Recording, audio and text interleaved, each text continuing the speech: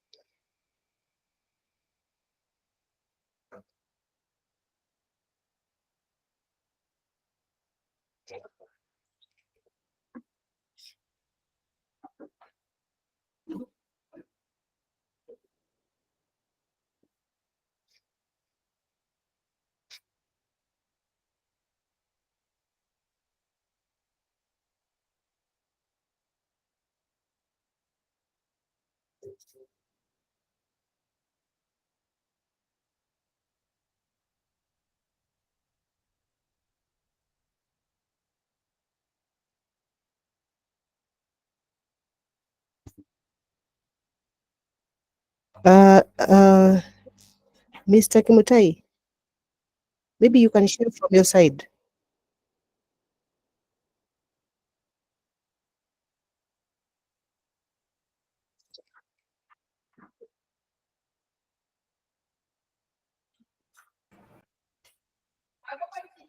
Okay, the presentation is being shared.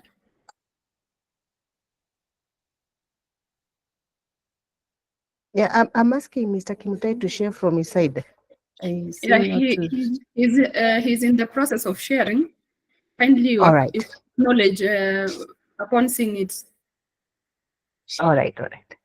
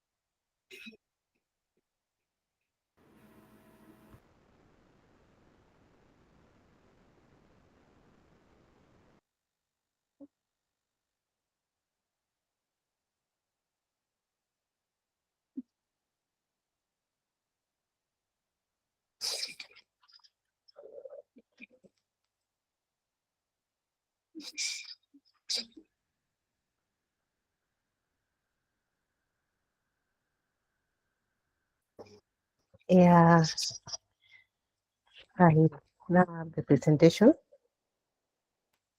You can put it in a presentation mode.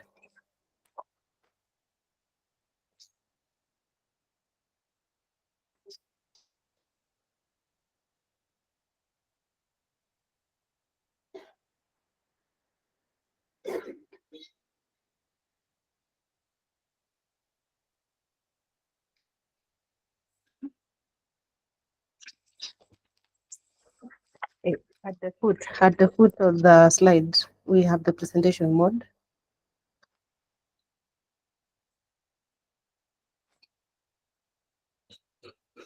Yes, madam.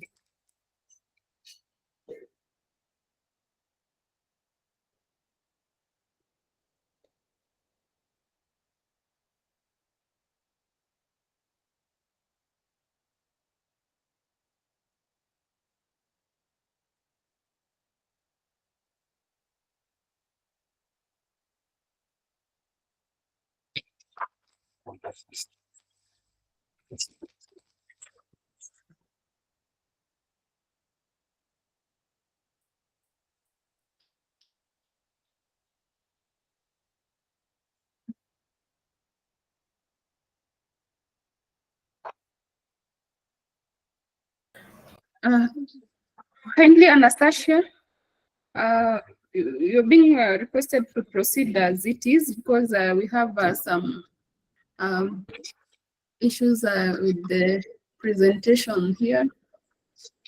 So we will apologies for this, but I request we proceed as it is, so that you can be following. Then the documents will be shared later.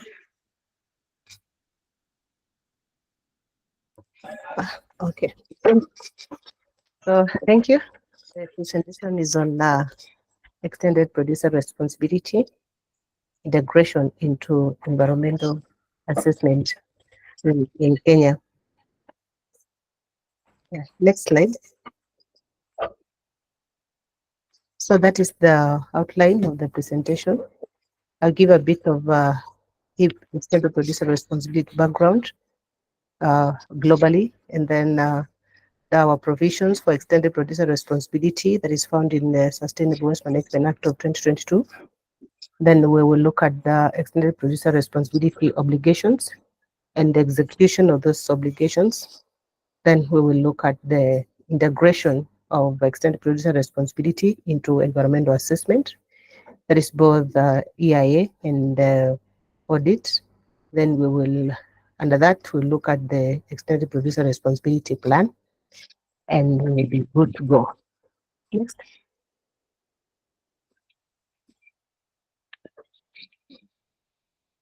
Next slide. So that is the background for extended producer responsibility. It started way back in 1990s in the Sweden, that is in Europe, with the manufacturers being held accountable for their products that they introduce into the market.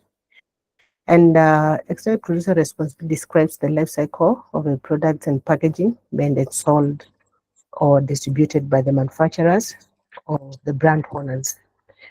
And so extended producer responsibility promotes a cradle to cradle approach of managing material instead of cradle to grave. The products and packaging discarded by consumers under extended producer responsibilities are recovered, they are reused, or they are recycled into new products. This approach diverts waste from the landfills and retains it in circulation as new material. Next slide.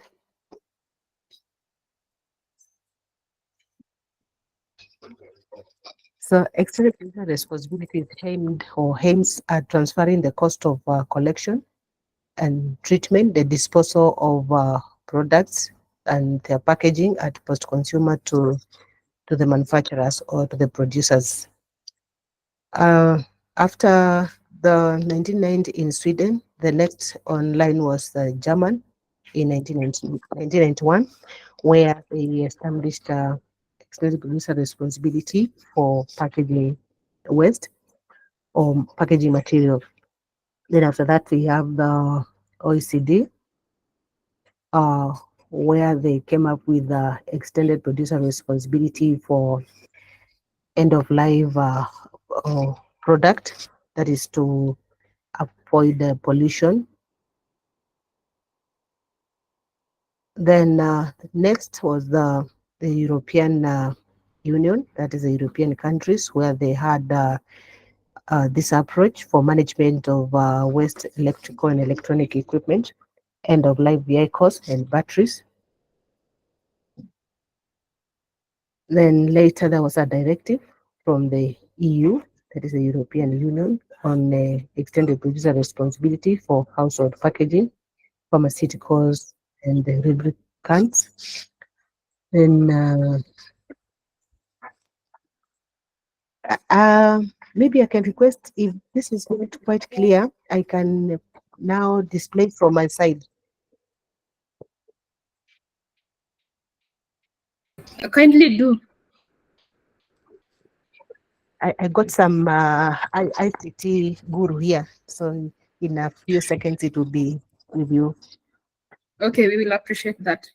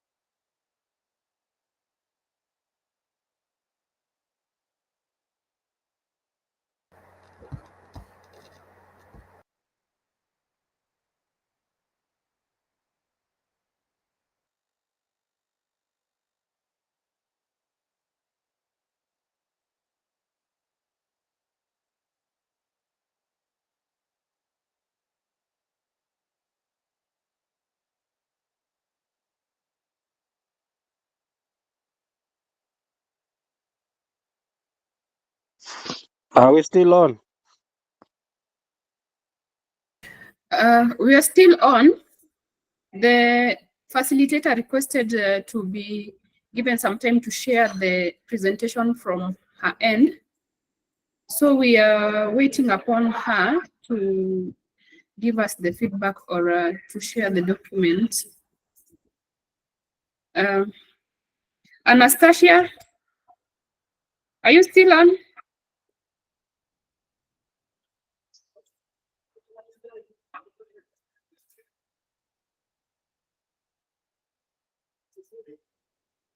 Okay, in the meantime, as she... Yes, I'm here. The issue is the sharing is controlled by the host. If you can allow me, I'll be able to share. Okay. Let me effect that kindly.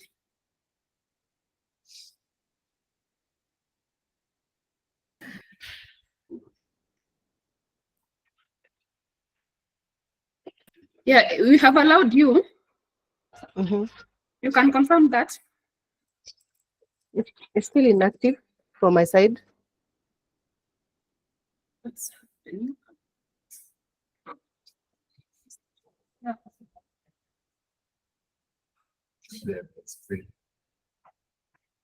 We have activated it. So, can you kindly refresh so that you can see whether there is any issues with it?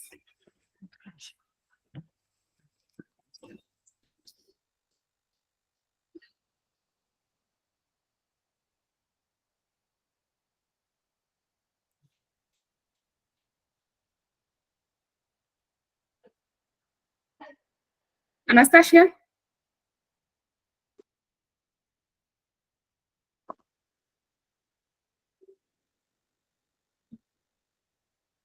Anastasia, kindly notify us when you have managed. In the meantime, members, this training is meant to empower us professionally. And as you saw from the flyer, the members of good standing are attending this for free, while those who have not subscribed are paying a fee. So these are some of the benefits to our up-to-date subscription as members. And on this training, we will appreciate if you give us feedback so that we can improve on areas where we will have weaknesses. Also, I'd like to notify you I know some of you have come through the flyer. We are having our conference in October.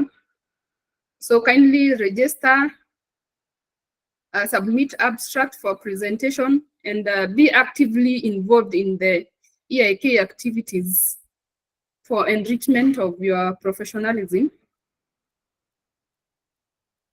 Anastasia, are we still trying, or we can go on presenting from this end?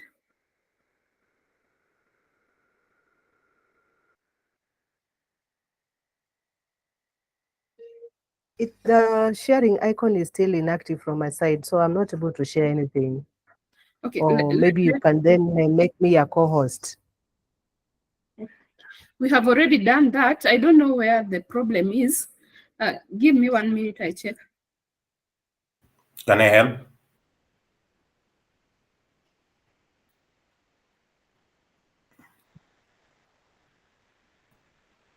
Can I help, please? Yes. Anastasia, Yes. are you able to see when you do the presentation mode, are you able to see you're able to see that Yeah, pop-up where you have, so can you click entire screen? Entire screen. Yeah, click that entire screen there. Uh-huh. It has blue. Then now click the screen itself, what you're seeing there inside. So that it has a blue line around it. Then you'll see the share is active. Have you tried that? Yeah. So can you share now? Yeah. Yeah, share. Can you see it now? Yes, then you can now put it on presentation mode. All right. Yes, Nice. it's Can you clear. try moving your slides? Can you Sorry? try moving your slides? Try moving your slides. Yes, now you can continue. All right. Thank you. Uh, Sorry for that. Let's continue from where we had reached. So we're looking at the background, and we have seen how the extended producer responsibility approach started way back in 1990 in the European community, from Sweden, then German, and all the way to the entire Union. And then by 1992, we had France that came on board also to adopt the extended producer responsibility approach. Then in Canada by 2013, and in South Africa, now we are in the African continent. It started way back in 2020 with packaging and single-use plastics. That was in 2012, single-use plastic uh, extended producer responsibility framework. Then in Kenya, it started with the ban on plastic bags. That is in 2017, where the producers were required, or rather the manufacturers and users of plastic packaging were required to put in place take-back schemes. And this is what led to the formation of the Kenya Extended Producer Responsibility Organization, which will later be making a presentation in this forum.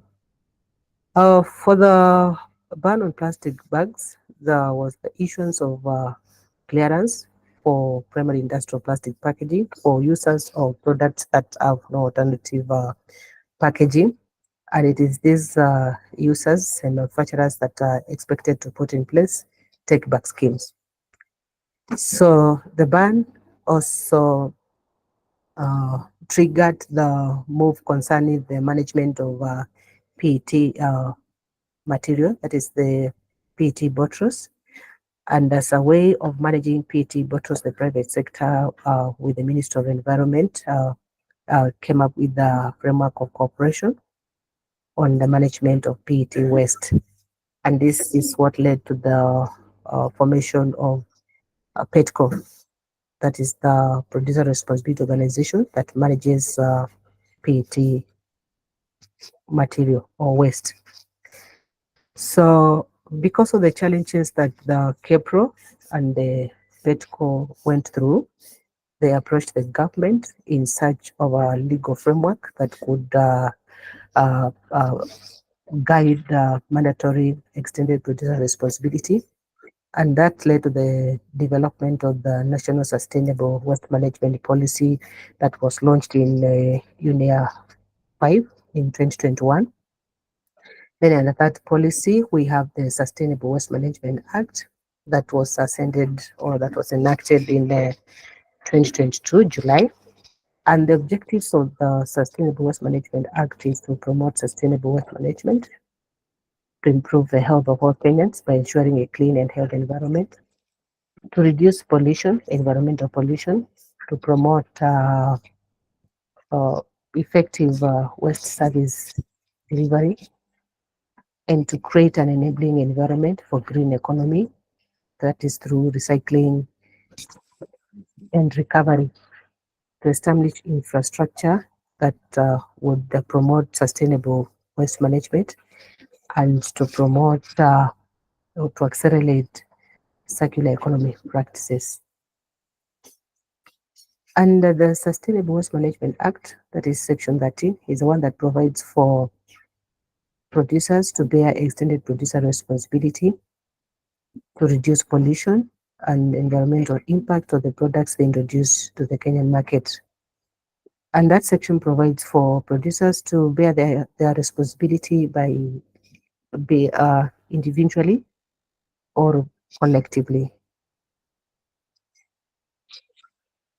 So extended producer responsibility is an environmental approach that holds producers responsible for the products they introduce into the market up to the post-consumer phase. So throughout the entire product cycle. And in this extended producer responsibility, a producer is defined as an entity that introduces products. In this case, products are goods and the packaging into the Kenyan market, either through manufacturing, through importation, through rebranding, or by any other legal means.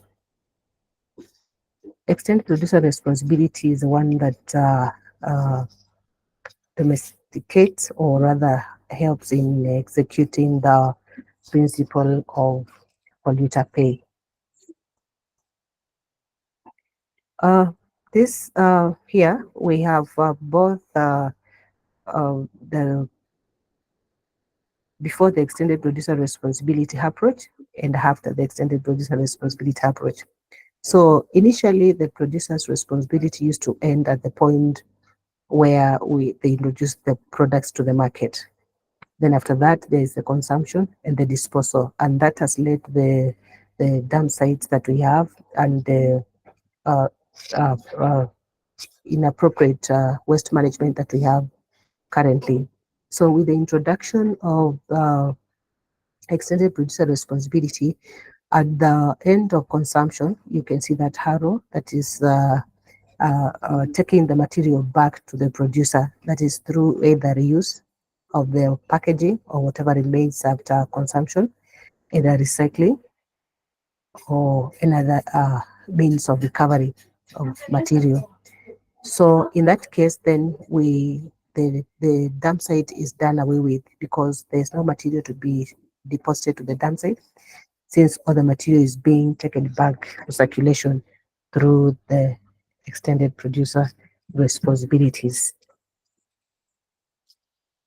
Why we need this approach in Kenya is because, one, Kenya is transitioning the waste sector or waste management from the low rate of collection, which resorts to illegal dumping and uncontrolled dump sites. So this EPR comes in handy in the process of transitioning the country from this crude waste dumping to sustainable waste management. As you're all aware that Kenya has a development blueprint that requires Kenya to transition to a medium industrialized country. And this comes along with increased waste generation and also increased urbanization. So this EPR will present a solution to this challenge of waste management. Uh, EPR is a driver to circular economy. So as the country transitions also to circular economy, EPR will be important in accomplishing circularity. Through this extended producer responsibility, all producers will be held accountable for the products they introduce to the market. That is in adherence to the polluter pay principle. Extended producer responsibility will also enhance environmental sustainability by increasing product recyclability and reducing on the material that is sent to the dump site or to incinerator.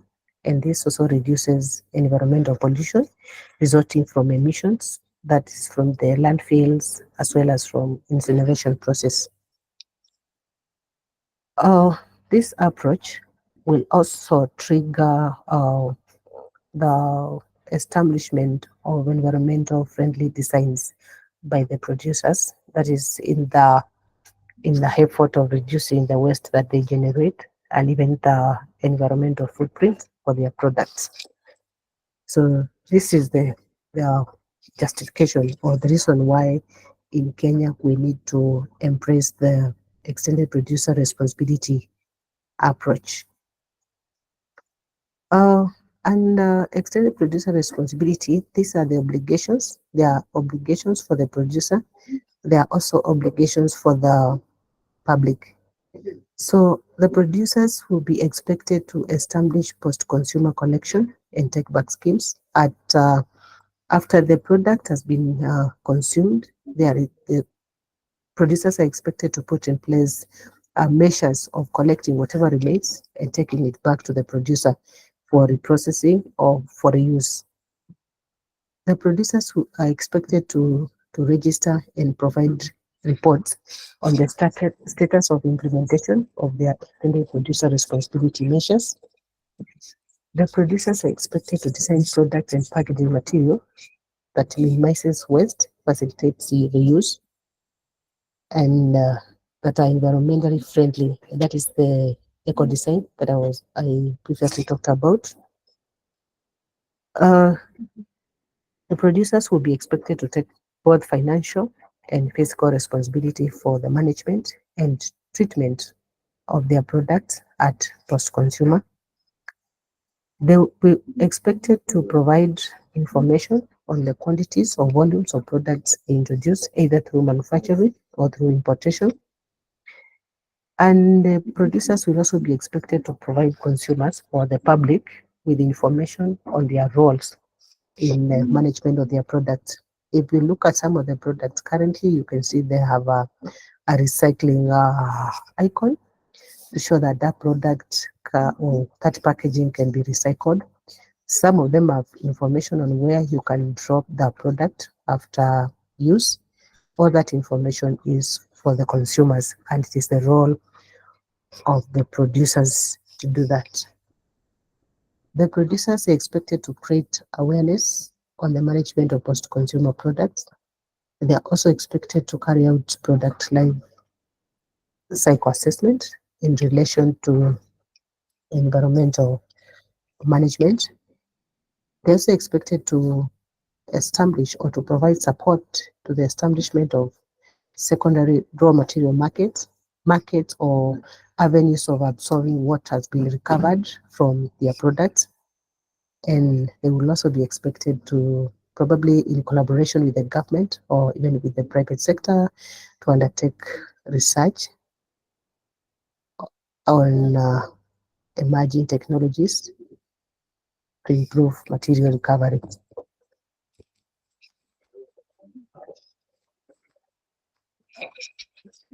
So these obligations can be executed in two ways. A producer can execute those obligations individually, or they can join together producers of similar products or product whose end of life is management is the same. They can join together and form an organization and manage their product collectively. And that is what is provided for in Sustainable Waste Management Act, Section 13(2). So now we're looking at how we can integrate, or how extended producer responsibility can be integrated with environmental assessment. That assessment stands for both environmental impact assessment as well as environmental audit. And I started by saying that extended producer responsibility implementation targets all brand owners, that is, the manufacturers, importers, refillers, repackers, and anybody else who introduces products to the market in their name. And the extended producer responsibility value chain includes all actors in waste management from source to disposal. So that flow down there, it shows the producer, who is the origin of the product, then the product to the market, then after the consumer has utilized the product, their role will be segregation. Then after they have segregated the material is collected by the waste service providers. We have the collectors, we have the licensed collectors, the licensed transporters, and the recyclers. We also have the material recovery facilities. So after the material has been collected, then it is processed and returned to the circulation. So for effective extended producer responsibility, then all these actors must do or execute their roles appropriately.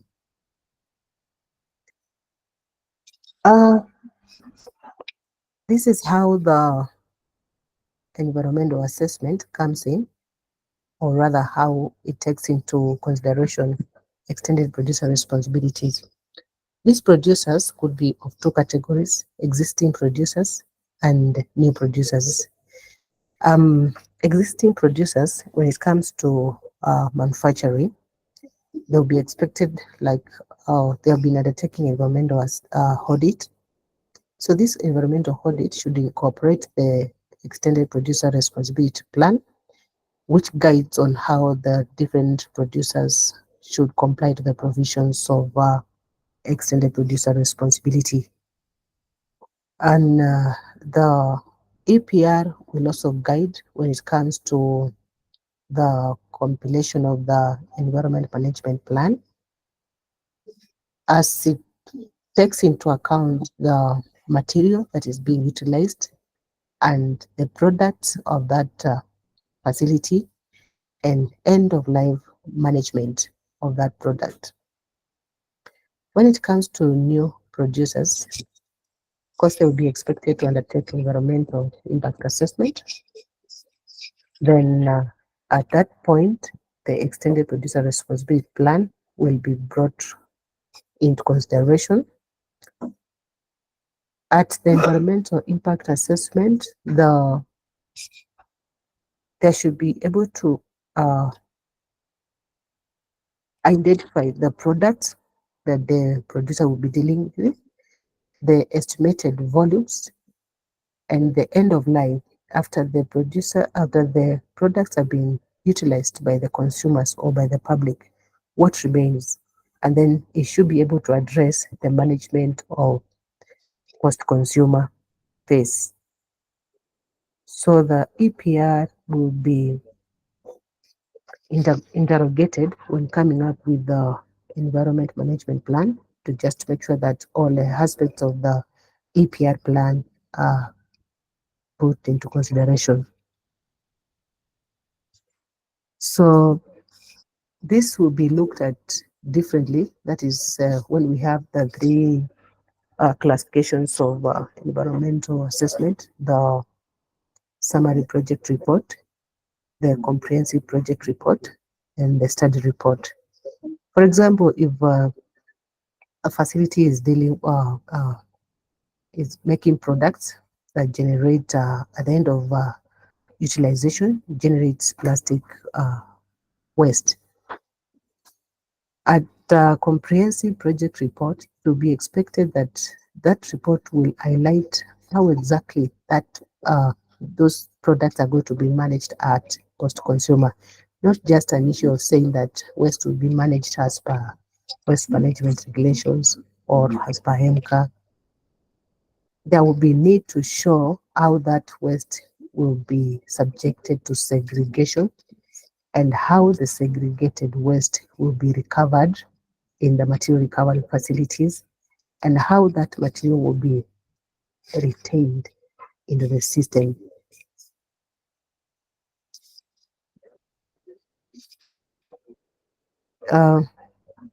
We are at this point, we want to look at the extended producer responsibility plan.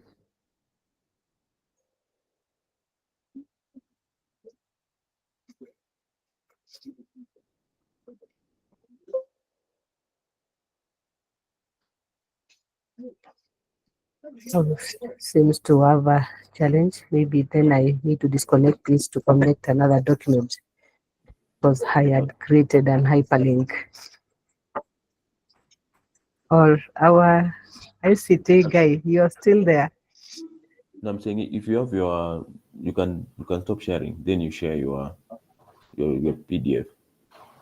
All right. And show you and share your entire screen. Thank you.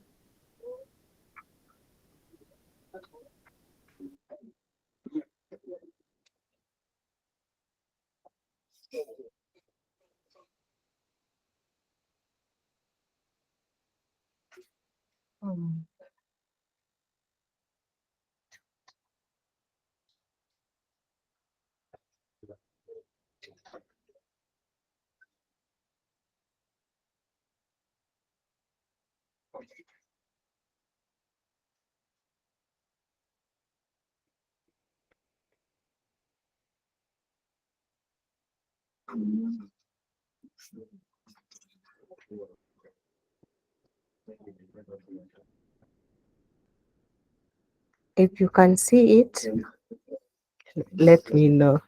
Yes, we can see it. Okay.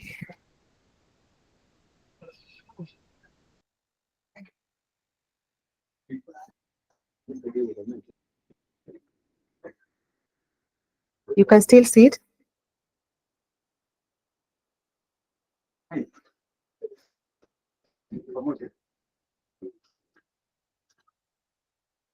You can't see it.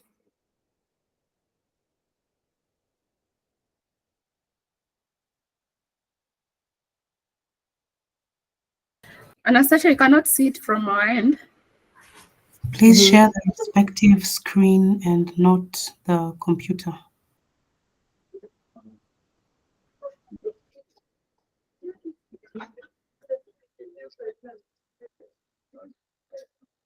Can you see it now? Not yet, please. Not yet.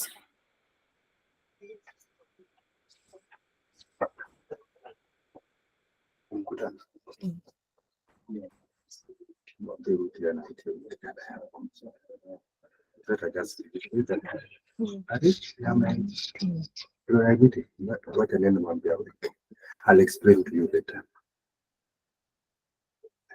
This boy I'm like his father.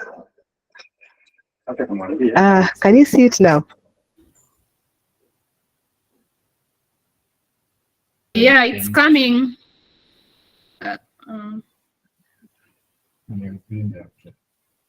Yeah, we can see it. It's okay. What you just need to do, Anastasia, just on your screen where you have somewhere written tools, your PDF has another window open. So just click that X. Where yeah, there. That one. Yeah. Then you can expand. Down your screen there, you can expand. Or it's okay, that's that way. If it will confuse you, just do it that way. It's okay. Just present it that way.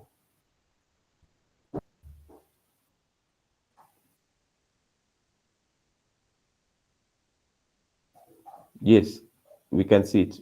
Are you muted? You're muted, Anastasia.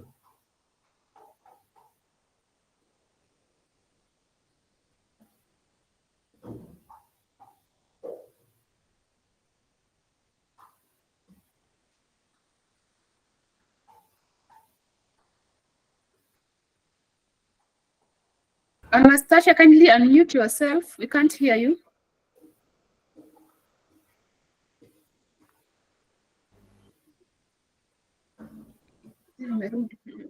Okay, now you're fine. Now, can you hear me? Yes. Yes, you can proceed. Okay, thank you. So this is the template for the extended producer responsibility plan that producers are supposed to use to comply with the provisions of the Sustainable Waste Management Act. The first part is just the biodata, so you can continue with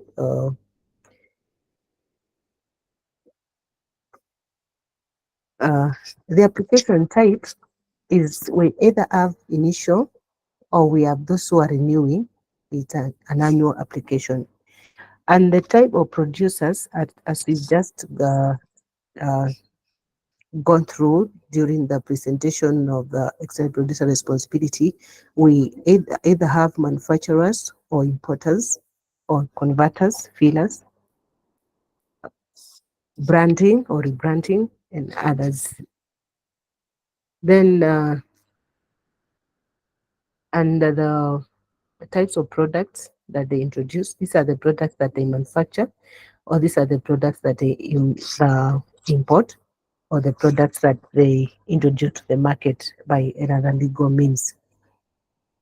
And so when we are looking at integration with the environmental assessment, if you're looking at a facility, say a facility A, you'll be looking at all this during the assessment or during the environmental audit. You'll be able to, of course, to identify the products that manufacturers will be able to produce and introduce to the market.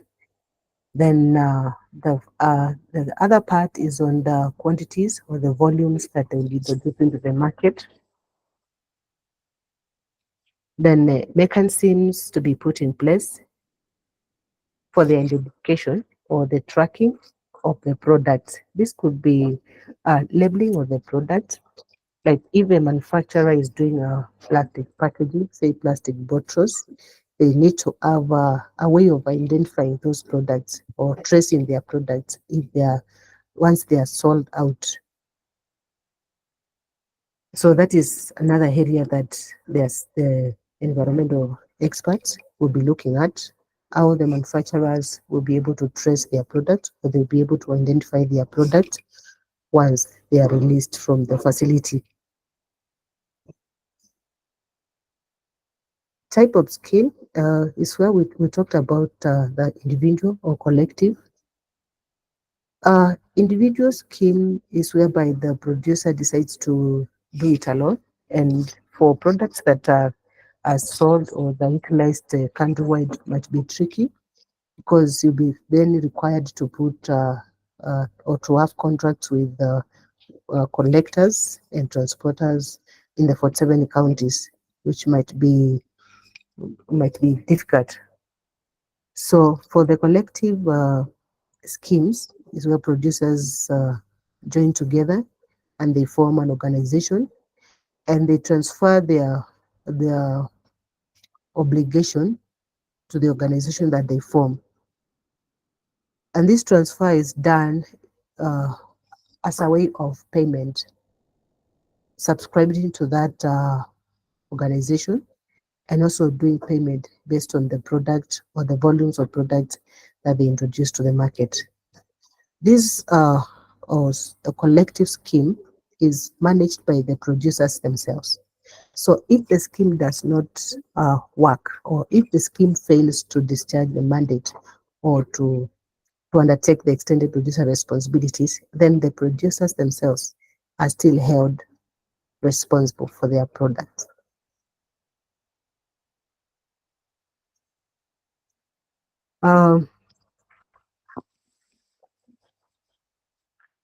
So that is what I've just explained. You can see for individual schemes, they will need to an agent, and they can have an agent in every county to collect and to transport their products at post-consumer. Some of the products or material that is generated at post-consumer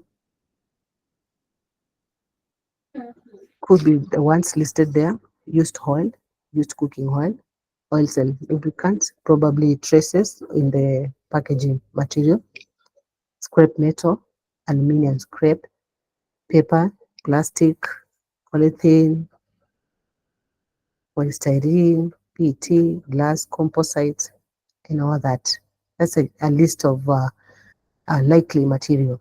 It's put like this so that a producer will find it easy to select whatever their material is.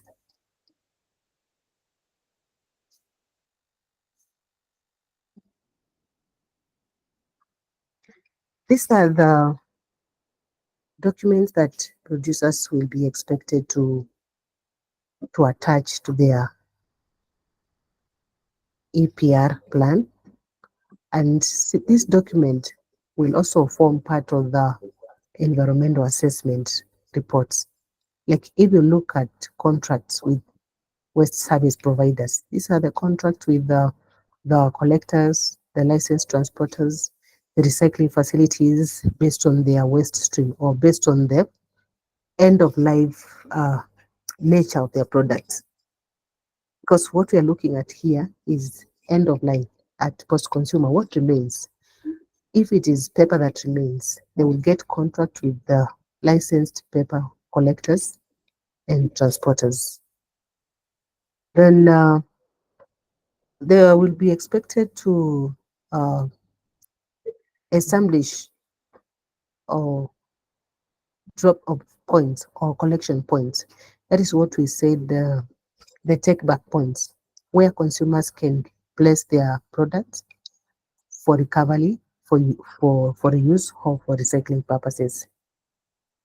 Then if these producers are in a collective scheme, then they will be expected to provide to submit proof of payment of the EPR fee. That is the fee that will be used to collect their products and to process, or rather to treat them or to ensure safe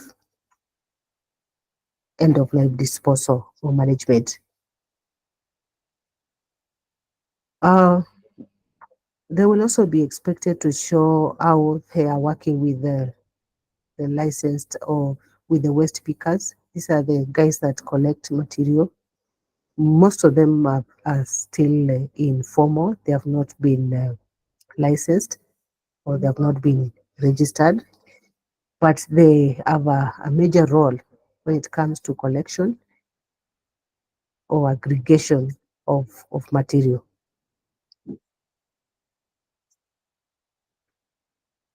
Then the plan will also show awareness strategy and activities that the producer will use to ensure that the public are aware of how they can manage the product at post-consumer. So all this will make a part of the reports as you submit or as you compile the environmental audit. You need to show how that producer has been creating awareness, educating the public, all the activities that they have undertaken in terms of enhancing their extended producer responsibility. And they will also have a work plan. This work plan, they will discuss with the counties to see how the counties can help in implementation of the extended producer responsibility, because all the products are sold within counties. So there will be need for the producers to work together with the county governments. They will show contracts with the waste transporters to show the waste recovered and the transportation of that waste. They will also be able to show schedules on materials or items that are recovered from collection points.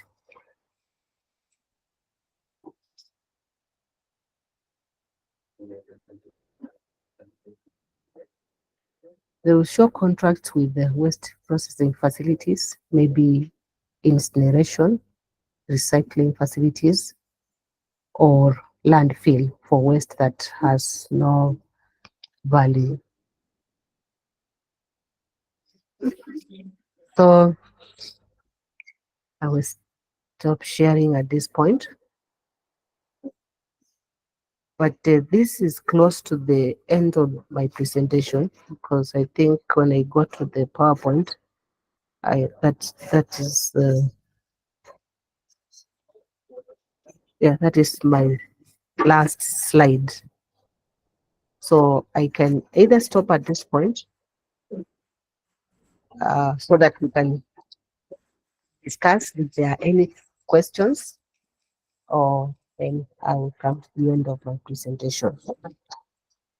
Thank you, and I apologize for all the hitches. Over to you, Kimutai.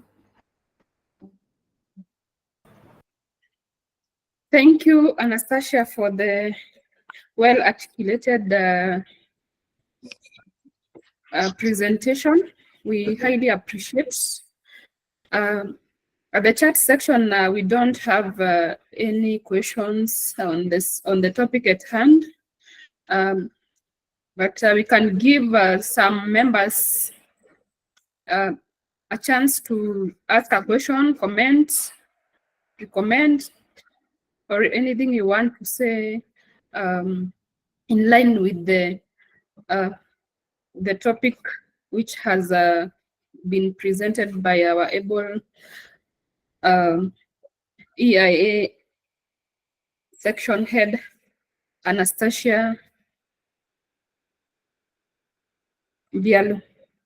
Kindly members, if you have any burning question, kindly raise your hand and you will be given an opportunity to air your view. Thank you.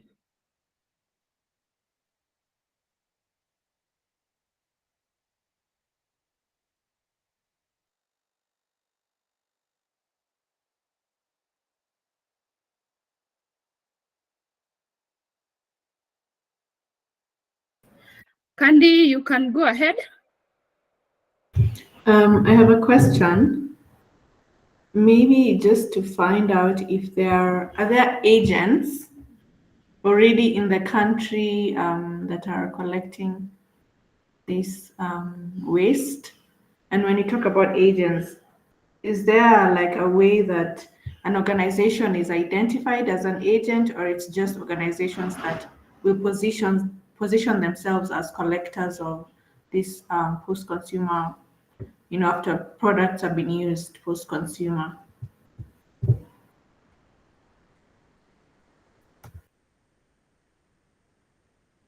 Anastasia, kindly address that as we await others to come in. Thank you for that good question. I would say that currently there are no agents. So what the producers are doing, they are contracting the licensed waste service providers, either transporters, collectors, recyclers. Yes. Is that okay, or is there going to be a need for maybe say agents, or that just fulfills the purpose that the APR intends? Well, that might be may not be sufficient, but the law provides for the producers to execute their responsibility collectively. In this case, the producers will come together and they will form like a framework for the management of their products. And I think at that point is whereby they would maybe contract agents. Okay. Do you think that what we have is sufficient in Kenya for APR? What we have in terms of management of post-consumer waste, currently we may not have adequate or infrastructure or even systems in place. So it is for the producers who are supposed to to work to ensure that their systems of taking back their material at post-consumer, and also the county government to ensure that there is establishment of proper or appropriate infrastructure, such as the material recovery facilities, whereby material can be or waste can be dropped once collected for further sorting, so that it can then be collected by the respective licensed facilities for further processing. So I would say that we are still in the transition. Even the licensed waste transporters are not adequate to cover the 7 counties, because you realize that most of them are located in the major cities and towns. So for us to be able to cover the entire country, then the players, the county government, the producers, the national government has to work together. Yeah, over. Okay, thanks. I hope there's opportunity or a way in which producers can also just voice their concerns in terms of infrastructure and what kind of support they will require as well to transition. Yeah, there is. And after my presentation, someone will be talking on behalf of the producers. And yeah, the producers, they are able to, there are forums whereby the producers can also express their concerns. And even after this act, there will be a gazettement of a regulation that rather gives details on the implementation of this provision of extended producer responsibility. Because now the regulation will put down the EPR plan, all the requirement, and explain into details how a producer can execute their EPR mandate. Okay, thank you, thank you. My questions are answered. Okay, thank you, Anastasia, for adequately answering those questions. I Okay, don't know if you can see some questions in the chat. yeah, there are some questions in the chat. Can I read, or you read them as you address? You can read. Okay, let us tackle the first 3 questions, then we'll go to the next presenter due to time constraints. Then the rest of the questions will be harmonized together with the presentation, then they will be shared later. The first question is from Adams Obonyo. What plans does NEMA have with regard to collection of paper printed and plastic bound reports, especially when they have a portal where soft copies can be uploaded? You can address that. Okay.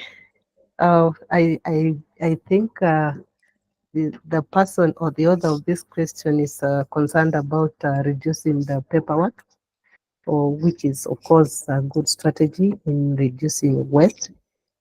And I would say that the authority is already reviewing the regulations, and this will go a long way to reduce the reports, that is the paper printed, the bound reports, and so it will address that question, or rather that is the plan that the authority has to reduce the hard copies that are presented or submitted.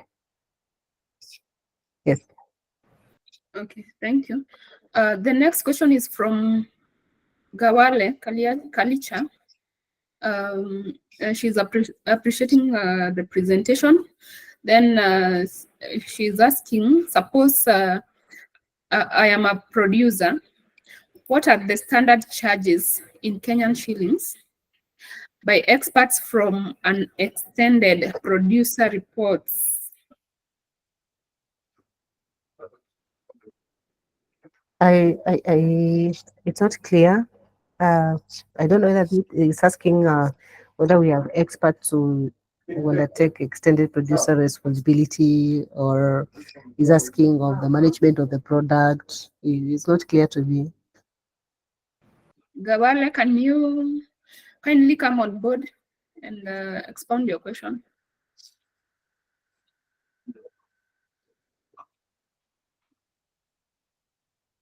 Gawale, kindly. Probably needs to unmute. Unmute from your end, kindly.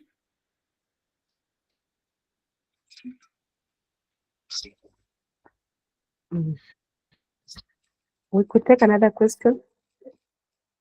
Yeah, we can go ahead and take the next question. Mhm. So this is from Tehila Limited.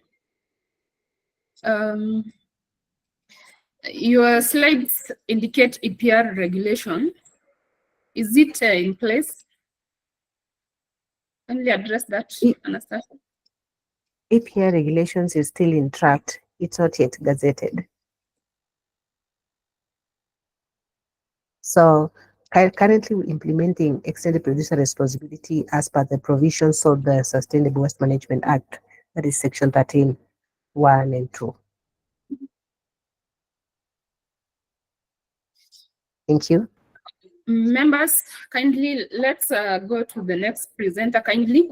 The questions which have not been tackled will be shared with the presenter, and she will be able to address them. The responses will be shared via email together with the presentations. Let's proceed to the next presenter, who is James Odongo. He's the current KEPRO CEO. James Odongo is a distinguished professional with a wealth of experience in public policy development, community empowerment, and organizational management. Yeah, as I said, he currently is the KEPRO CEO. KEPRO is the Kenya Extended Producer Responsibility Organization.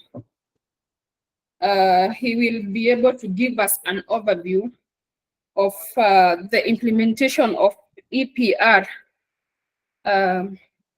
in the industrial setups. Mr. Odongo, the floor is yours.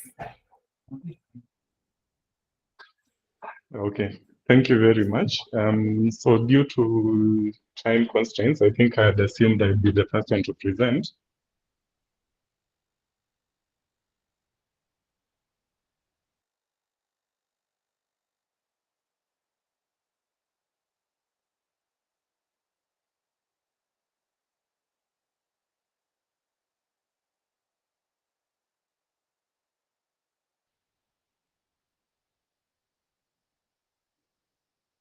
Okay, so as you've rightly put it, I work with the Kenya Extended Producer Responsibility Organization. We are currently the largest and first multi-material producer responsibility organization, handling packaging for non-hazardous products. And we are currently handling compliance solutions for around 750 members. Of course, some of them being the largest retailers in the country, packaging manufacturers, as well as producers and the like. If you could proceed. Yes. So in terms of context setting, we are currently in a scenario where we are looking at generation of waste at anywhere between 3,000 to 3,500 metric tons per day. That is in Nairobi. And that should be able to help you paint a picture of how problematic the issue of solid waste in Kenya is. Oh, so sorry. John had skipped one slide. So anyway, in the context of introduction, as myself, my name is James Odongo, as I had mentioned. Currently heading the KEPRO as a CEO. I've also previously worked with the Kenya National Chamber of Commerce. In terms of my academic background, I'm an urban planner, though never practiced per se. So I'm also really privileged to be amongst fellow professionals in this case. On the context of my professional affiliation, I am a member of the Architectural Association of Kenya, the Town Planners Chapter. My areas of expertise and, of course, interests are in circular economy, green buildings, project management, community development, public policy research as well as advocacy, and issues on stakeholder management. Of course, with the context of EPR, currently heading the largest producer responsibility organization. Through that, we've been able to pump over 150 or rather 120 million Kenya shillings in the ecosystem to date through various platforms, including recycler subsidies and other avenues based on the contributions given to our members, or rather contributed to by our members. We've also established or launched the first of its kind in the region, the Waste Collectors Toolkit, that is supposed to empower different actors within the waste ecosystem, including you as the professionals, in terms of the content of EPR in the Kenyan ecosystem, as we look at dispensing that new regulatory regime. So I think I'll have to allow Joan to proceed. Joan is our communications manager in the interest of time. And of course, I've also been held up by some family matters. So I'll be joining virtually, or rather at the tail end, to try and address the questions that might come up in support of what Joan will have presented. Thank you very much.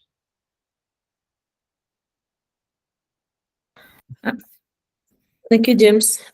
So right into it, just as an introduction, and of course, just to add on to what James was saying, is that waste management has really been a challenge in Kenya, and this led to, the need to really put in place some of this EPR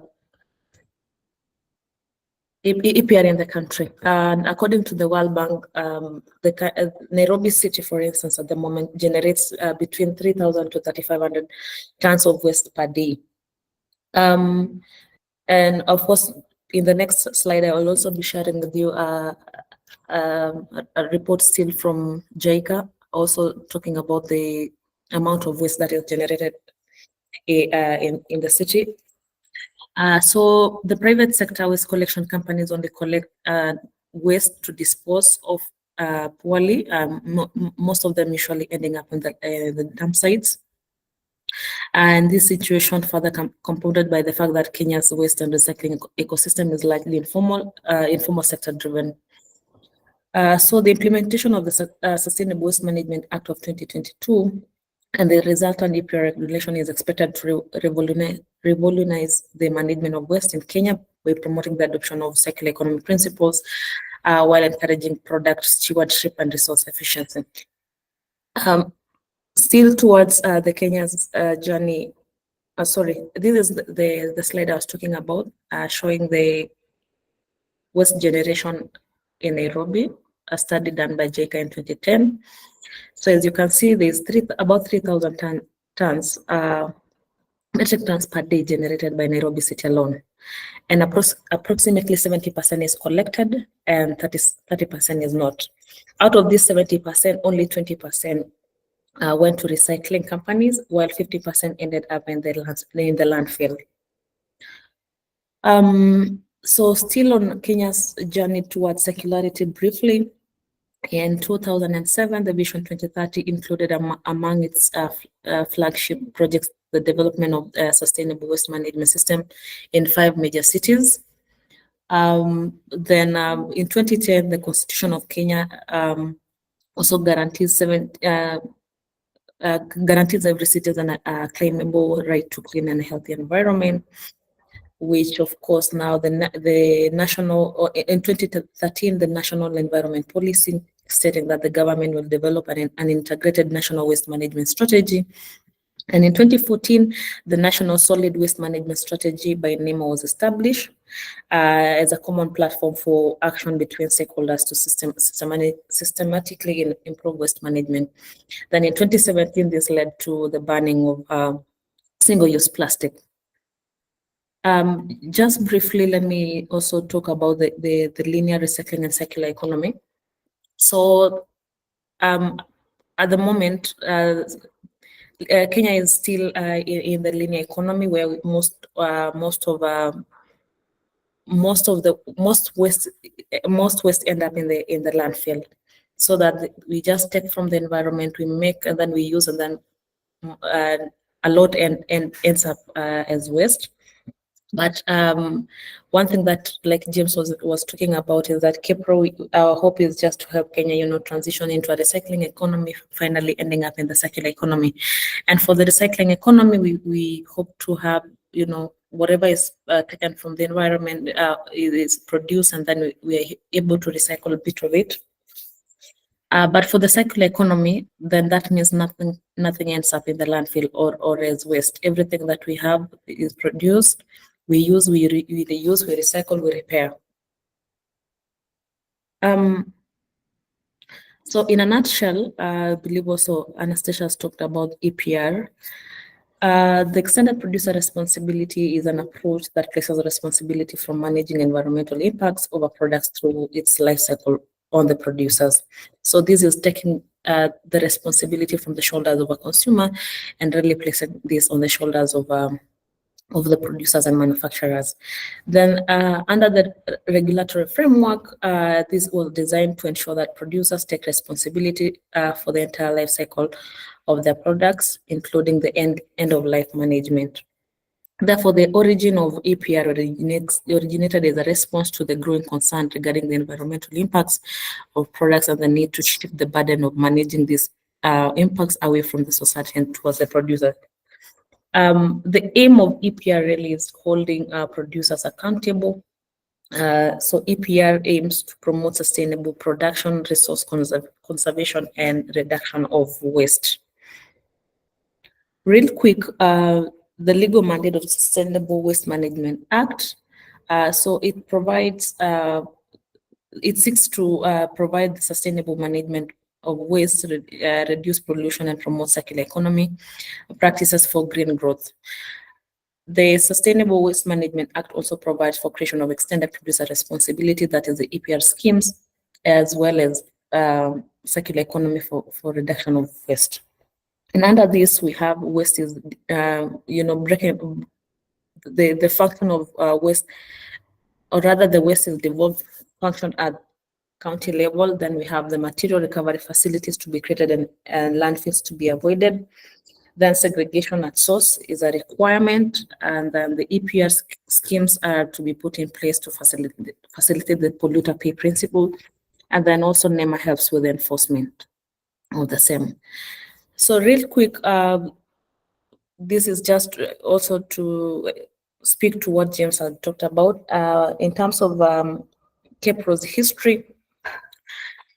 In 2017, after the ban of single-use plastic, now stakeholders, the relevant stakeholders in the waste value chain sat together and just to discuss the way forward. And this led now to mission to Denmark, just to benchmark on what the European countries are doing in terms of waste management. As the banning of single-use plastic was not really considered a sustainable solution. So there was a mission to Denmark that later on in 2019, they were able to develop the Kenya Plastic Action Plan.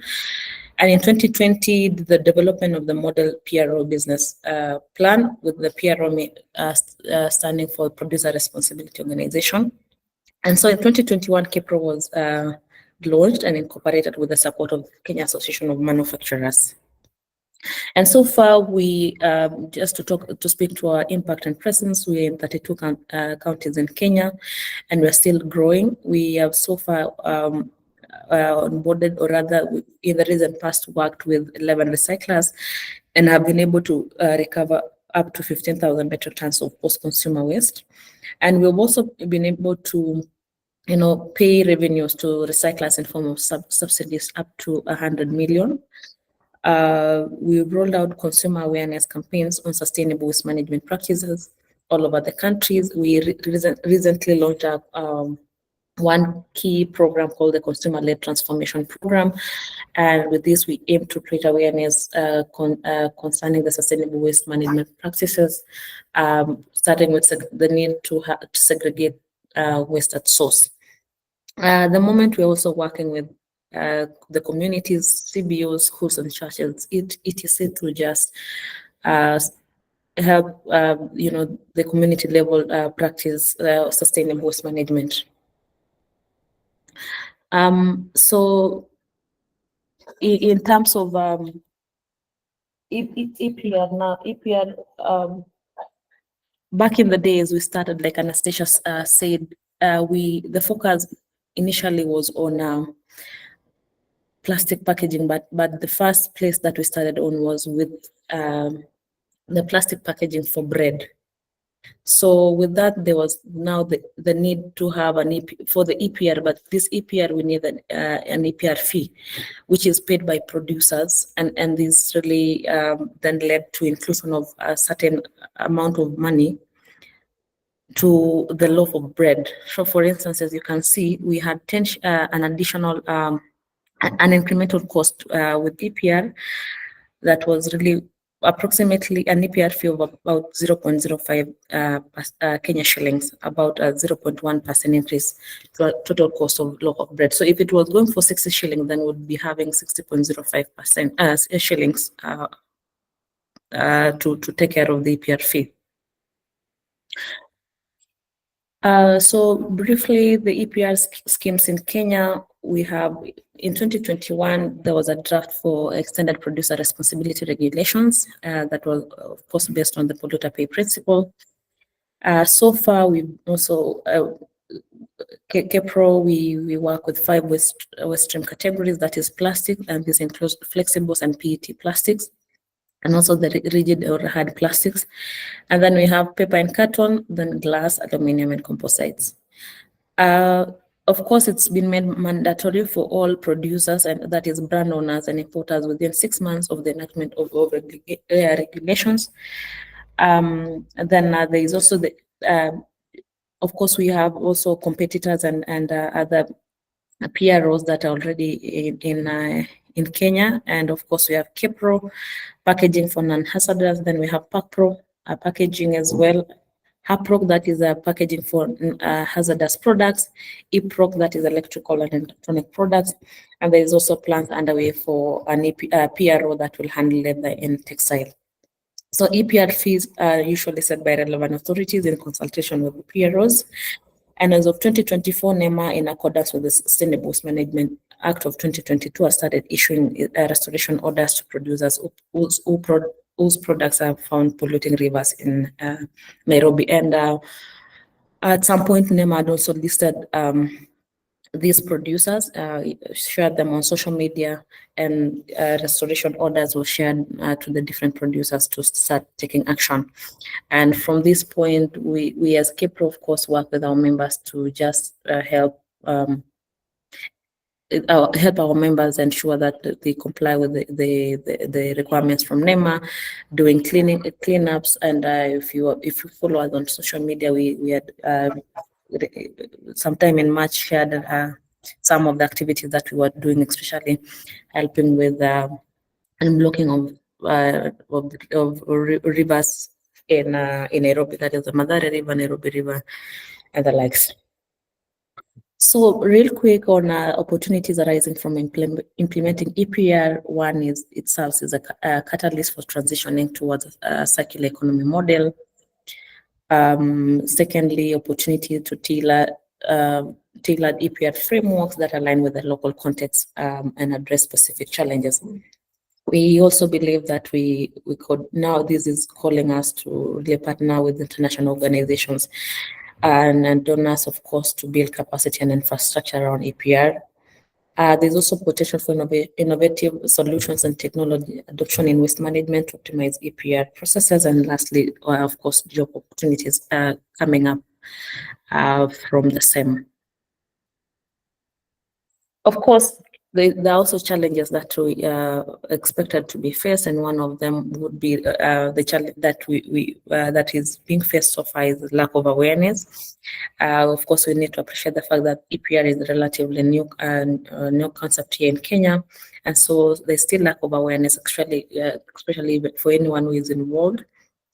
Producers, manufacturers, anyone in the waste value chain as well is affected because of this lack of awareness. And there's also gap and then informal reclaimer integration and harmonization of legislative framework. from the knowledge gap, or rather the gap that exists, we believe that the deficiency hinders the implementation of EPR regulations outlined within the Sustainable Waste Management Act of 2022. Also, one of the other challenge that we've noticed so far is that there's an inadequate stakeholder engagement during the development phase. The other challenge that we also, as I mentioned earlier,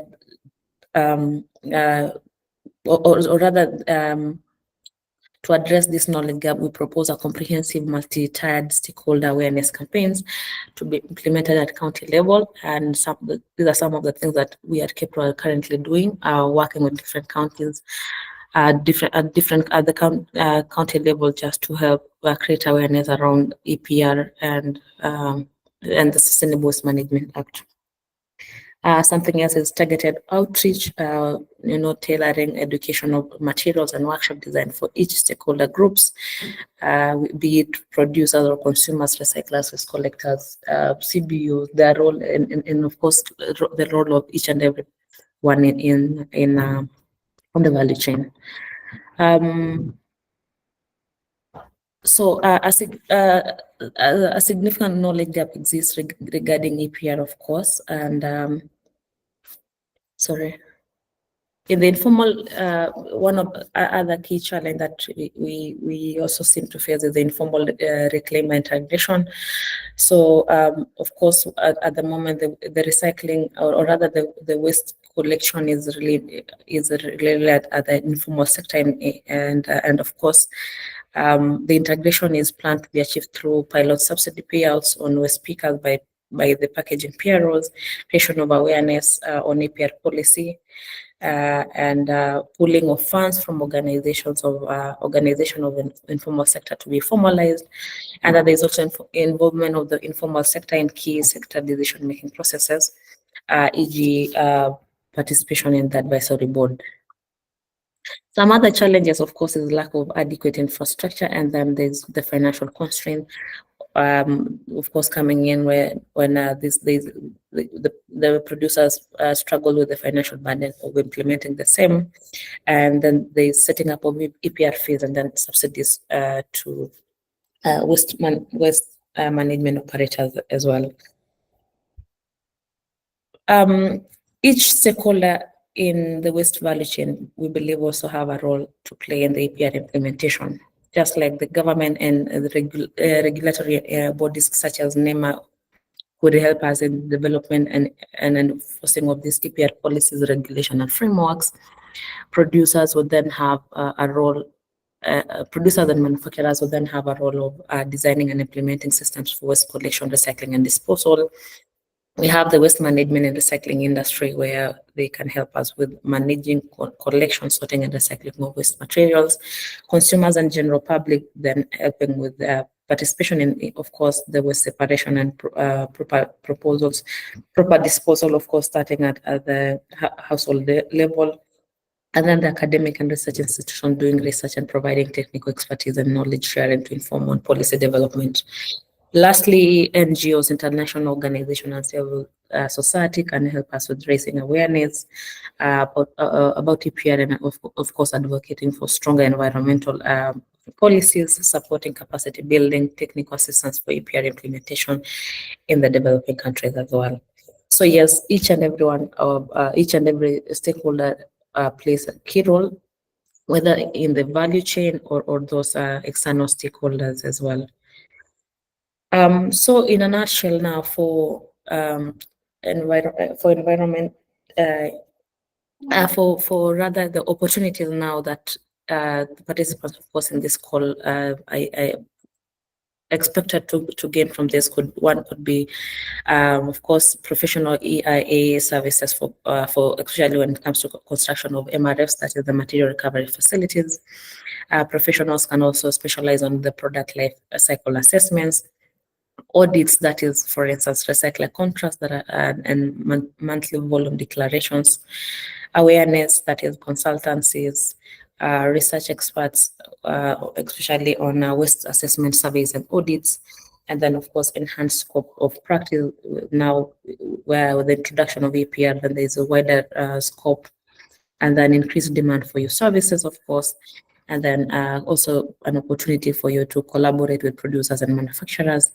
And of course, lastly, policy and regulatory advisory roles coming in as some of the opportunities for EIA professionals. Thank you so much. That should mark the end of our presentation.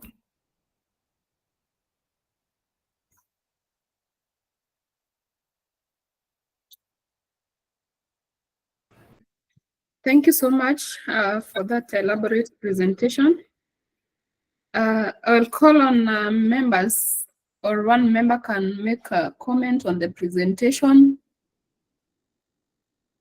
Volunteer kindly.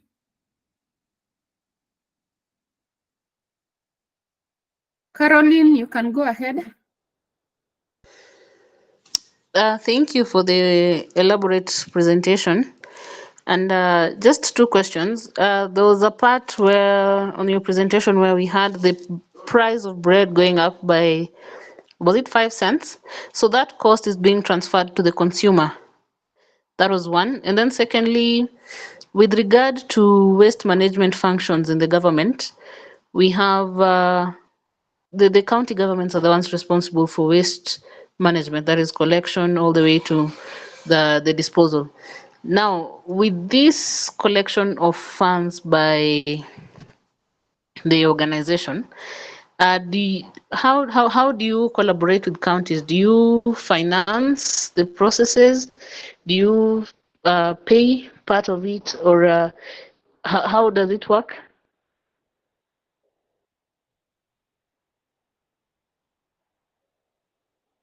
Kindly, our facilitator. Okay. Maybe I can help. Address the question. Okay. So the first question in the context of the cost to manage as far as PPR compliance is concerned, this was an example of a 0.1% increase in the cost of bread. We feel that this incremental cost is marginal compared to the environmental cost that there, the waste is not being collected from the environment. In typical arrangements, the lower the cost, producers will more often than not absorb the cost. So this was where we're saying the scenario that the shows transfer the cost to the consumer, then the marginal increase is 0.1%. Okay, then to your next question around the relationship between the PRO and the county government, being that waste management is a devolved function. We need to understand that first we are in an ecosystem where the relation that we crystallize or sort of takes in black and white the functions of the different entities is still in draft form. So by and large, PROs are working in a semi-voluntary ecosystem, which means that even the fees we are collecting are still relatively low to try and finance county government. So for instance, since our establishment in 2021, our utilization is barely 200 million. For instance, last year budgeted for, sorry about that, Nairobi County last year budgeted for around 900 million for waste collection. So that should tell you what we are collecting is a drop in the ocean, but the intention, and of course from what we are learning from other countries, and of course Anastasia can also chip in, the intention is that there will be a cost sharing formula where county governments will be surcharging the producer responsibility organizations. How that will work is still not yet real clear, but county governments will be surcharging producer responsibility organizations based on the brand specific material covered by the producer responsibility organization. So for instance, if it is packaging, a bill will be surcharged to both KEPRO and PACPRO based on the market share. So we are assuming that because the draft regulations provide that there will be a maximum of 3 PROs per product line, This is in the context of a producer responsibility organization must have a minimum of 30% market share for it to be registered. So the intention is, and that maybe might have changed, Anastasia might add in, the intention is county governments will be surcharged on billing producer responsibility organizations based on the market share and their product lines. And then, of course, now things like organic waste, because they are not necessarily part of the EPR compliance, that county governments will have to deal with it separately. I hope that answers your question. Yes, it does. I appreciate that. And maybe, I don't know, are you in collaboration with Nakuru County? Recently, I visited there and I saw that they have a really nice way of trying to implement circular economy in waste management. They have a lot of recycling plants and waste recovery centers, which is maybe something that other counties can emulate. And maybe if you're in support of that, then that's really good. Thank you. Yes, we are in conversation with Nakuru County. I think next month on 5th and 6th, as part of the conversation, we'll be having an awareness session and capacity building for waste management operators. We recognize their effort, and we are also, of course, in support, waiting for the publication of the color-coded bins to be able to support them in terms of scaling up of the practices on segregation of waste at source. Thank you very much, Mr. James. Thank you. Okay, thank you for that engaging conversation. I hope everyone is satisfied with the response. In the meantime, before I pick the next question, in the chat section, we have the training feedback collection Google form to enable us get your feedback for improvement where applicable. You can click on that link, then you will be able to share your feedback so that we can improve going forward, and we will have seamless trainings and very engaging ones. Anyone else with a question, or we can go back to the previous ones which we left for Anastasia, if no other.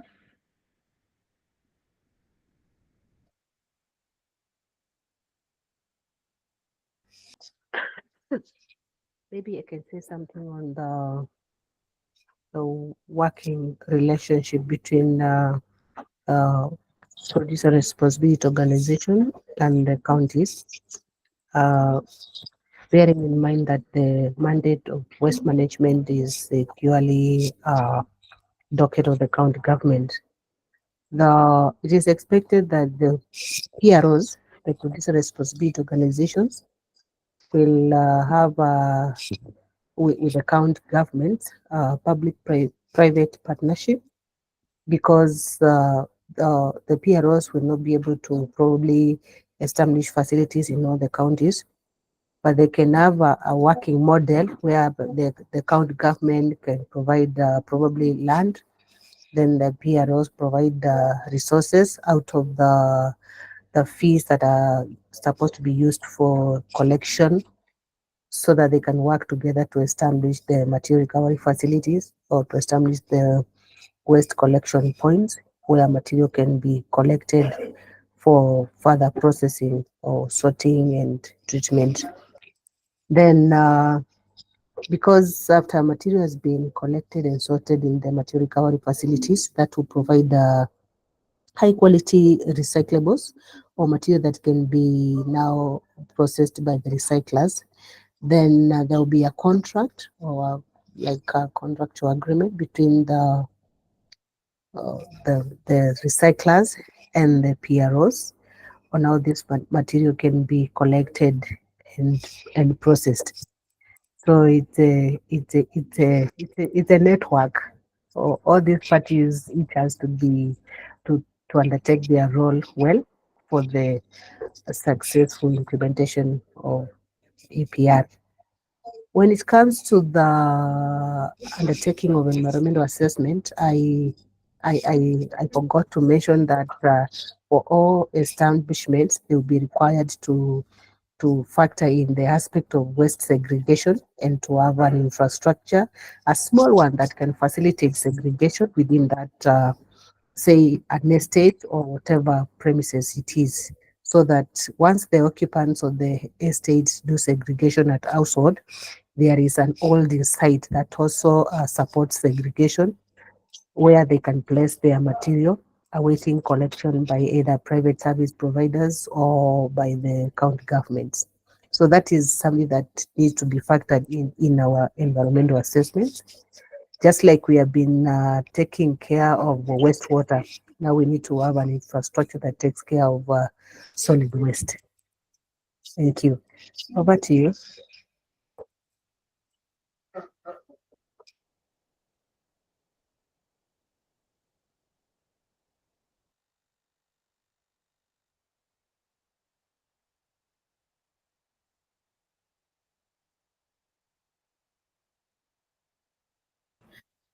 Kindly, Anastasia, you can still address some questions here. The first one is from Fatuma Abdi. Is there a threshold on production quantity for eligibility? Eligibility for what? Or for a producer to be expected to undertake extended producer responsibility. If it's in connection with the extended producer responsibility, there is no threshold. Just the amount that one introduces to the market, they're expected to manage that amount. That is why even in the collective, they are charged based on the volumes they introduce.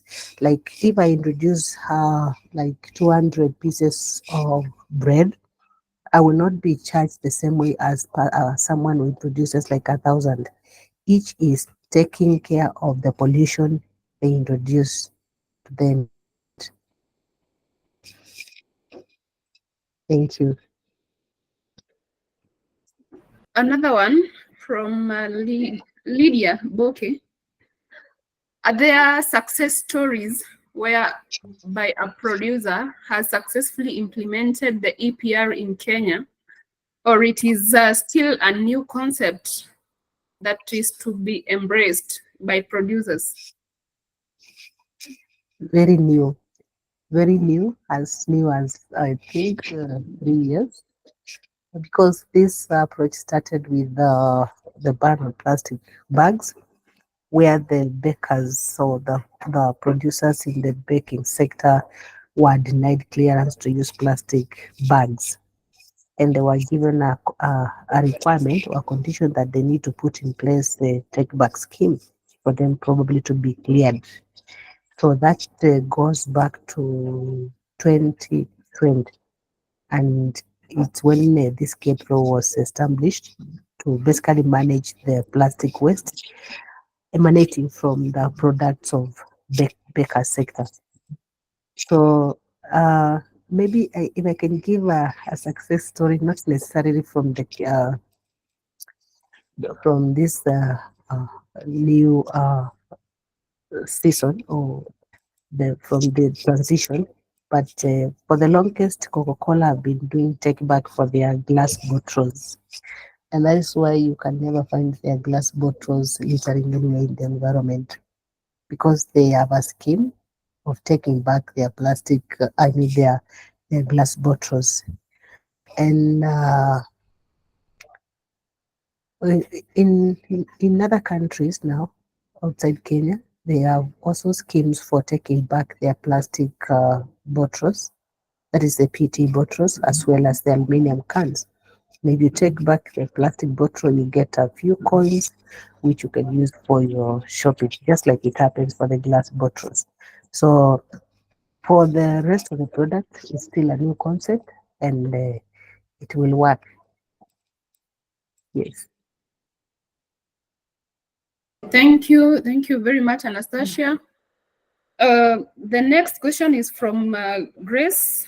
Is EPR really applicable in construction industry, whereby the government through the authority give a contractor short period and low volume contracts to contractors who source from different suppliers, including the locals, depending on availability of materials.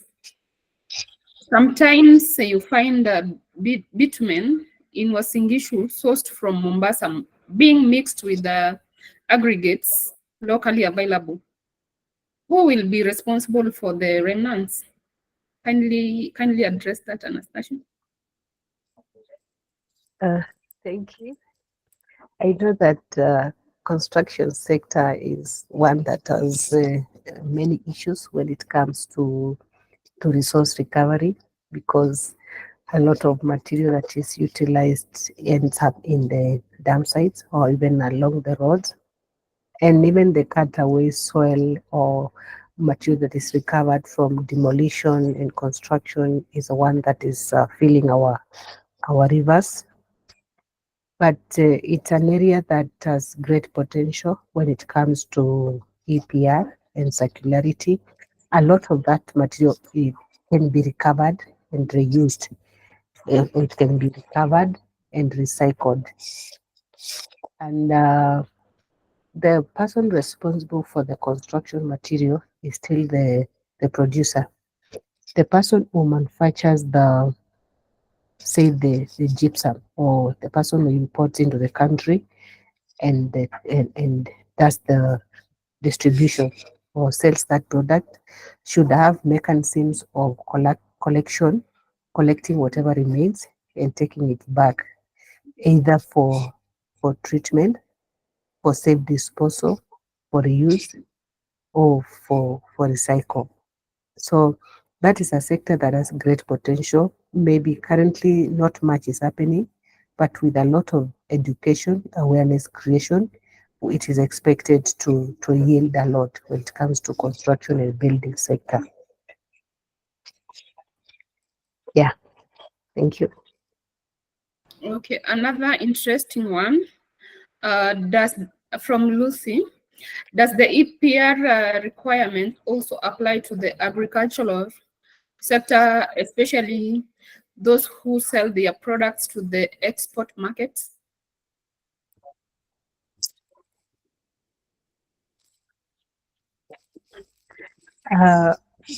Not really, not for agricultural sector. I a presentation we did, there were a list of products, and so it doesn't have much to do with the agricultural sector. I suppose there will be another regulation or legal framework to address the organic waste. Yeah. Okay, the final one from Simon Dungu. My organization has joined an pro scheme and paid the current year's subscription fee. So far, we have not seen any action on the ground. That is, used products, packaging, etc., being collected half year down. Are there mechanisms in place to address this? Wow, that's an interesting one. And I'm happy that the author of that question is Ndugu. And the KEPRO guy is here. I probably is a member of KEPRO. And he says that there are no action on ground, or rather his product will be found in the environment and they can be brought to books for polluting the rivers. So I would say, as I said, Producer Responsibility Organization is supposed to be an organization of producers, where producers come together. So the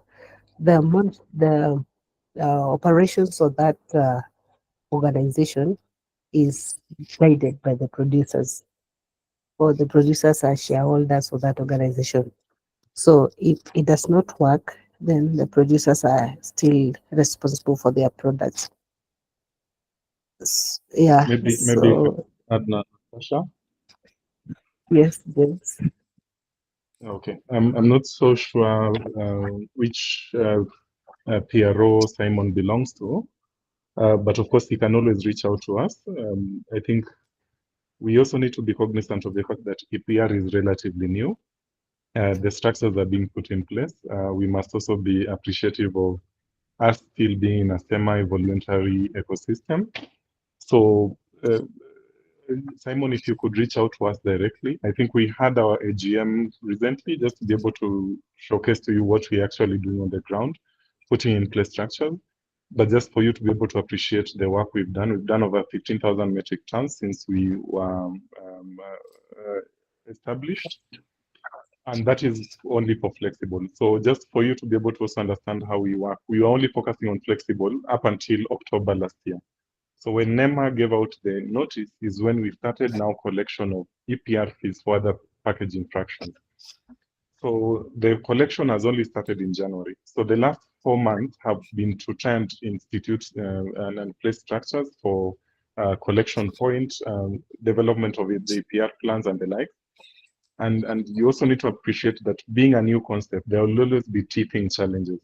So for instance, the issue of the minimum EPR fees, what we are currently collecting might mean that the PROs have to be able to collect some money to be able to create a buffer for them to deploy the same.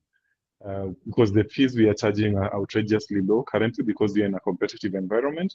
And given that the regulations are not yet there, NEMA cannot yet set a minimum EPR fee. So we understand the frustration. We'd want to imagine that it would work, but this is like the Kenyan Constitution. Came into place in 2010.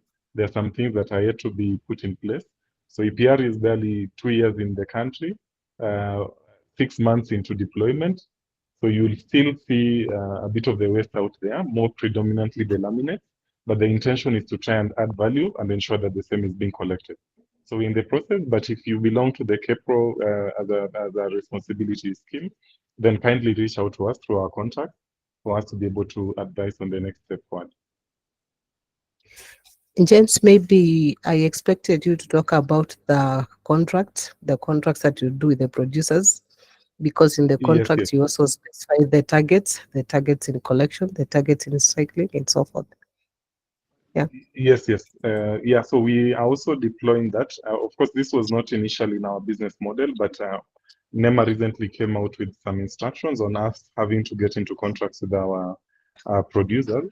So that would also be sending out to our members in the coming weeks. I think next week, actually, we have finalized the final copy today. So we should be deploying it next week for you to sign in terms of your obligations. Because we noticed that out of the 750 members, you realize that sometimes only 500 are compliant, and we have to shoulder the burden of the other 250. So getting into that contractual agreement will also sort of reduce the challenges you're having. Then in terms of the collection, and speaking to what Anastasia is referring to, we receive the funds from our members, and then to be able to cascade down the money into the waste ecosystem, we get into what we call contracts with recyclers. So the contracts indicate that, of course, you're in your business, but we are now providing you with some subsidy to be able to encourage more collection, and more predominantly for fractions that didn't have value initially, so that the same is not being found in the environment. So we have a multi-pronged approach where we are placing an obligation to our member in terms of actual declarations and making payments consistently. And then now the waste management operators, we are looking at recyclers and aggregators to be able to collect as much waste as possible based on the targets established by the declarations by our members. So our members declare their volumes every end month, and the declarations is based on the volumes you put out into the market. Okay, thank you.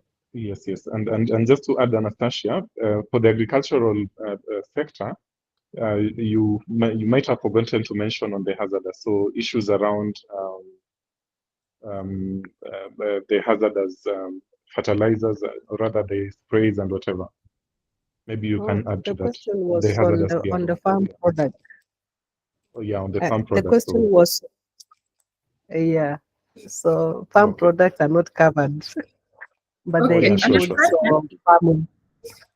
Kindly, if I may interject, Anastasia, the person who asked the question has gone further to clarify that this is a follow-up query. The agricultural sector produce other types of waste other than organic waste, plastics and carbon waste, mainly from packaging of the farm inputs. Does this make them eligible, or are they still exempted from EPR? Yeah, you can handle it from that aspect. All right. Thanks for that clarification. If there are anything that is not organic, for example, the packaging, which forms part of the product, that packaging is still under EPR.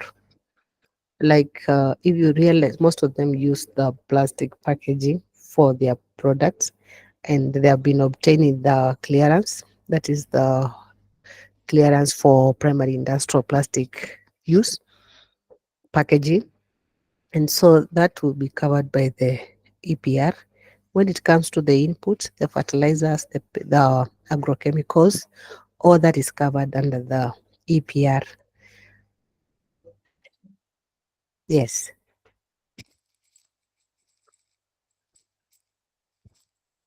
Over to you. Thank you. To this juncture, experts, you can forward your questions via official email. They'll be addressed adequately. I can, from the training, we can see that we have a higher responsibility as experts as we do these audits, EIAs, and etc. We need to enlighten our society on this developing regulations and how they should implement them. Thank you so much, our facilitators. I would like to also acknowledge the presence of our committee members. I'll give you a chance to say hi. Kindly, if you're there, the floor is yours. Then ultimately, Dr. Fatuma Daudi will give the closing remarks. Thank you.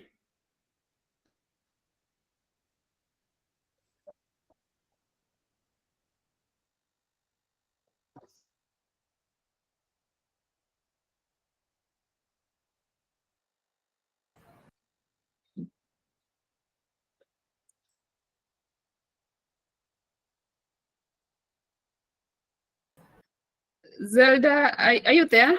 Kindly say hi.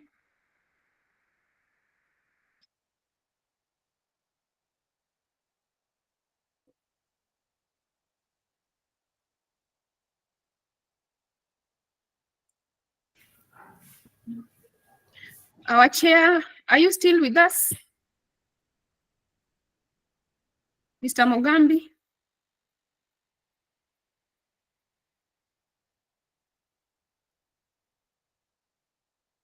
Dr. Fatuma, you can go ahead and do the closing remarks.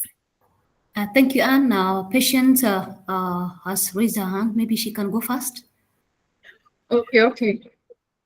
Patience, kindly, the floor is yours.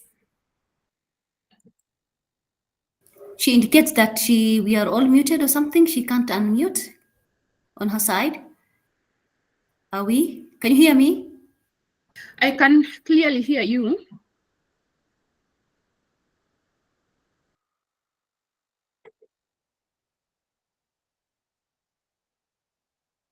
Maybe something wrong with her. Maybe Patience, Sorry, can you hear me now? Yeah, we can hear you. Sorry, I couldn't unmute for a while. So I wanted to thank our facilitators for the in-depth presentation, and also I hope that we can have more interactions of this kind, because I know, yes, our members did attend, but more members would be interested. I think that we can work out internally. And yeah, encourage those who are in attendance that you fill the survey forms so that we can also know which areas of training you are interested in. Thank you very much.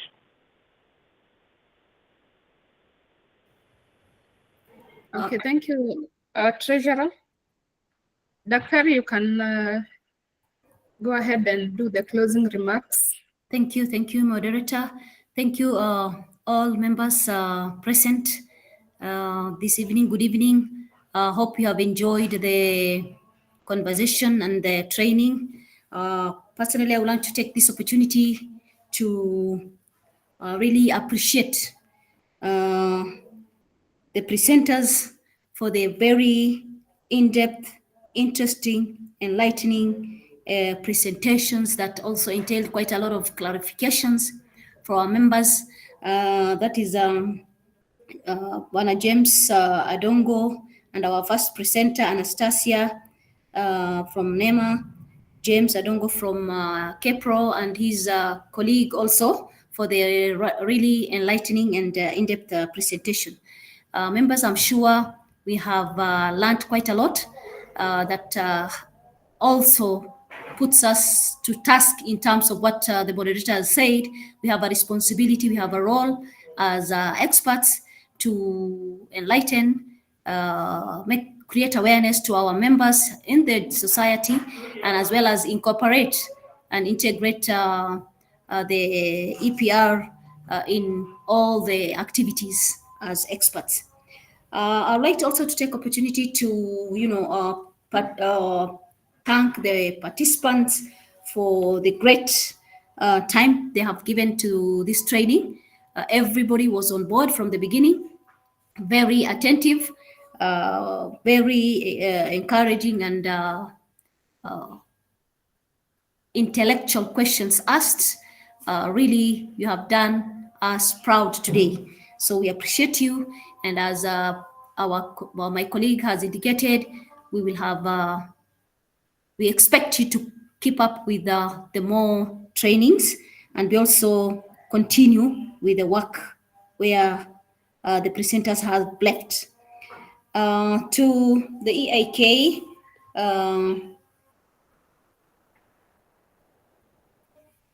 committee or EIK fraternity in general, I would like to take the opportunity to thank all the committee members who have been working behind the scenes together with the Secretariat, and especially the PEC committee, that is the Partnership Education Committee, that is actually tasked with the issues to do with training, partnership, for having pulled up this very perfectly to the to make sure that we had such a nice and educative training today. We also promise as EIK in charge, those people you have given the mandate to be in charge, our members who are here, and also others who have joined us for the purpose of learning, that we are going to expect, you are going to expect more trainings, and we'll be communicating in due course. I'll also want to announce here today that we will, apart from the trainings that are coming forth, we also have an AGM coming soon on 30th, and we are welcoming you all to be part and parcel to appreciate the milestones and issues that we have so far been doing, and also forging on the way forward regarding taking the EIK to the next level. In addition, we'll have a conference as well, scheduled for October from 25th and 26th in Mombasa. So we expect all members, all the other participants to be part and parcel of that conference.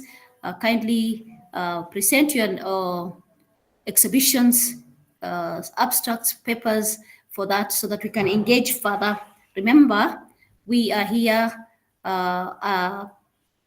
with a passion for the environment, and therefore we have to take the lead in terms of research and be also on top of things to be able to understand and be to provide, advice, necessary advice to the various stakeholders, be it government, be it our communities and all that. So with that, I want to really thank you all for being here. Hoping to see you very soon, and may God bless you all. Thank you so much. Thank you, Dr. Someone to offer a word of prayer for us before we leave.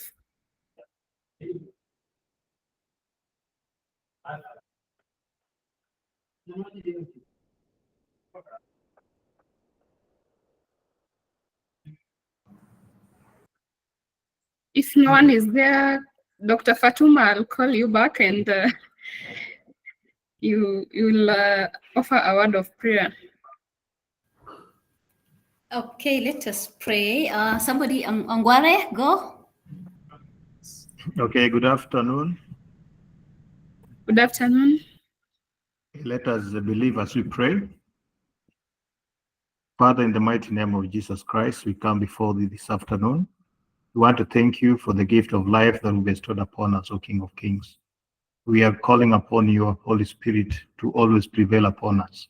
We are meeting here as environmentalists, people charged with the protection of this environment. We call upon your wisdom, we call upon your knowledge, and above all, protect us as we endeavor to steer this organization to greater heights. I ask those trusting and believing in the mighty name of Jesus Christ. Amen.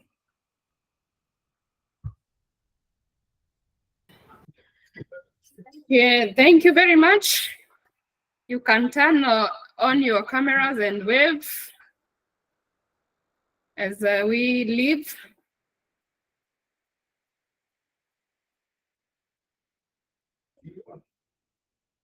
Yeah, can see you, Reynolds. Thank you very much, members. Feel appreciated. Goodbye.